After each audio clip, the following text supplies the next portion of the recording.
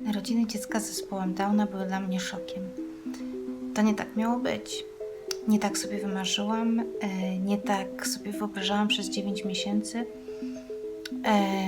Nie to mówiły badania, które wykonywałam w najlepszych klinikach. Nie wierzyłam lekarzom, nie wierzyłam badaniom.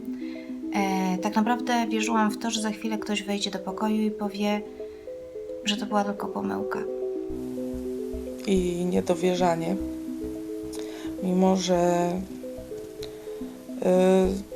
widać było, że odbiega jakoś od normy,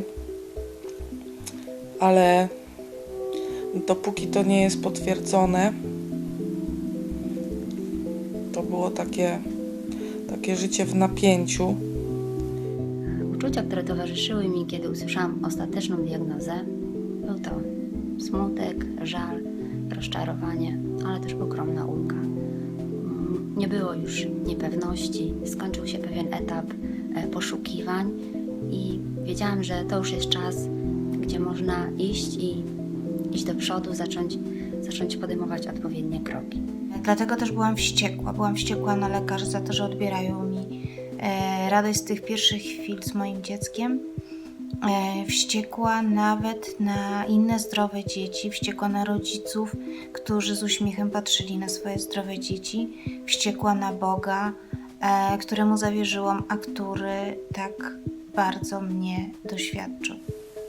Nie mogłam zebrać myśli, nie mogłam w to uwierzyć na początku, mimo że domyślałam się, że to może być to. Problemy były też poważne w pierwszej, drugiej, trzeciej klasie szkoły podstawowej i w zasadzie diagnoza, którą żeśmy uzyskali, orzeczenie, które żeśmy uzyskali i wiedza, że Ola ma zespół Aspergera, w sumie były dla nas bardzo dobrą rzeczą. Ta diagnoza ukierunkowała nas na takie działania, które mogły Oli pomóc i ją wesprzeć.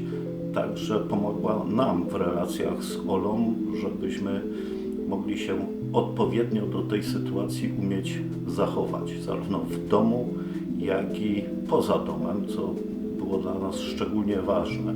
Gdzieś tam zawsze człowiek z tyłu głowy miał tą nadzieję, że być może to nie jest autyzm, może to nie jest zespół Aspergera, może on po prostu taki jest i kiedyś po prostu będzie inaczej. Natomiast nie był to dla nas też szok, ponieważ po raz pierwszy usłyszeliśmy, że Kasper może mieć autyzm, nie wiem, jakieś 2 lata wcześniej podczas wizyty u pani psycholog. Ona zasugerowała nam, że być może to jest właśnie autyzm. I te niecałe 2 lata spowodowały to, że oczywiście zaczęłam wertować wszystkie książki, publikacje, czytać i dowiedziałam się, co to tak naprawdę znaczy autyzm. Była złość, która napędzała do działania, bo wtedy postanowiłam, że jeżeli nie Bóg, to ja naprawię mojego syna.